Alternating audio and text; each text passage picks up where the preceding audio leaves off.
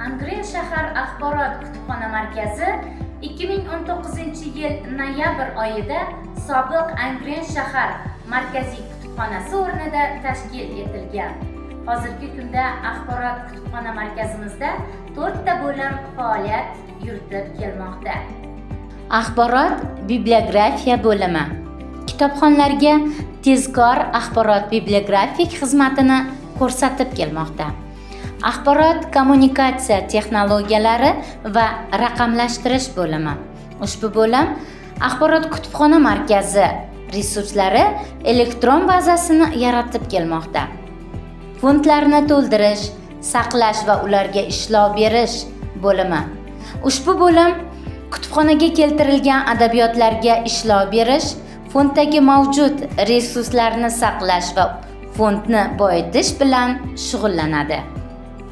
Foydalanuvchilarga xizmat ko'rsatish bo'limi kutubxonaning muhim tarkibiy qismi bo'lib, bu yerda kitobxonlarga turli xil axborot va adabiyotlar taqdim etiladi.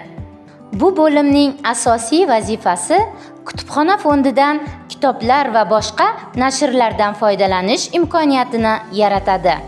Fondimizda bolalar, o'zbek va xorijiy adabiyotlari mavjud. Shu bilan birga ilmiy, ma'rifiy adabiyotlar kitobxonlarimiz uchun erkin foydalanish imkoniyatini beradi.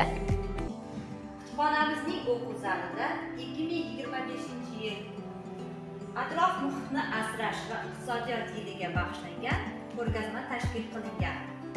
Bundan tashqari, yubilyar asarlar, kinoga aylangan adabiyotlar, o'zbek xalqining so'nmas yulduzlari hamda inson huquqlari ko'rgazmamiz mavjud.